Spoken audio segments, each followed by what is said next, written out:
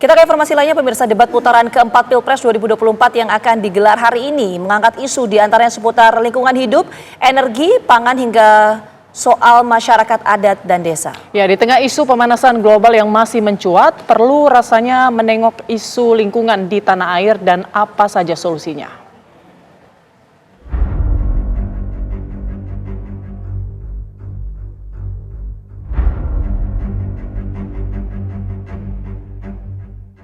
Masyarakat dunia kini tengah dihadapkan pada sejumlah persoalan khususnya terkait isu lingkungan hidup. Tidak hanya isu pemanasan global, tapi ancaman krisis pangan dan air, energi, hingga kepunahan keanekaragaman hayati juga turut menghantui. Bukan serta-merta bila isu lingkungan hidup menjadi salah satu tema dalam debat Pilpres 2024. Ringkasnya, masukan dari sejumlah pegiat lingkungan hidup yang diserap oleh Komisi Pemilihan Umum menjadi salah satu alasan mengusung tema tersebut. Apalagi, Republik tercinta ini dikaruniai sumber daya alam yang melimpah dan kaya akan keanekaragaman hayati, yang bukan tidak mungkin keberadaannya bakal terancam jika sampai salah kelola.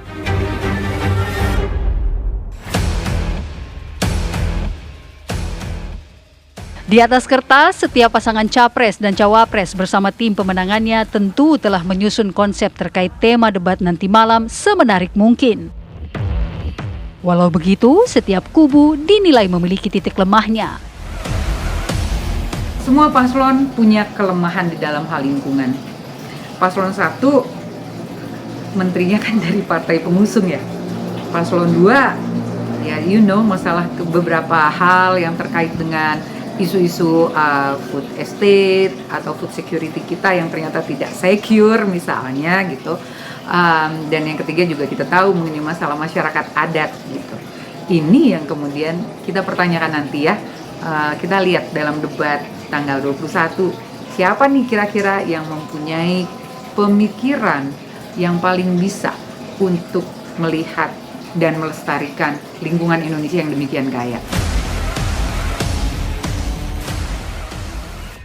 Meski bukan kali ini saja isu lingkungan hidup diangkat sebagai salah satu tema dalam debat Pilpres, namun soal penegakan hukum seakan menjadi masalah klise. Ditambah lagi, kebijakan lingkungan yang diambil para pemangku kepentingan dinilai kerap berseberangan dengan semangat pelestarian. Alhasil, konsep pro lingkungan yang sudah disusun susah payah itu pun tersandra dan tak ubahnya mimpi indah saja.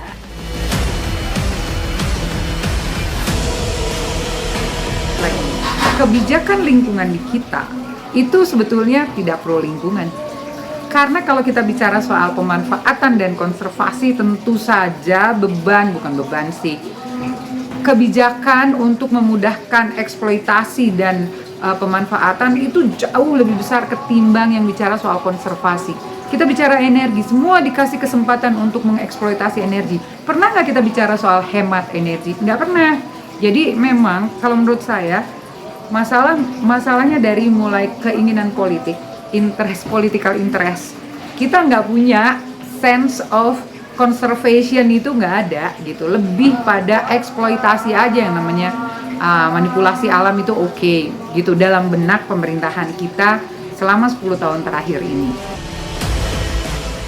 Kedepan rasa-rasanya butuh kesungguhan yang lebih daripada pemangku kepentingan untuk mengurai persoalan lingkungan hidup, energi, pangan, hingga soal masyarakat adat dan desa agar janji-janji manis kampanye itu tertunaikan. Tim TV One mengabarkan.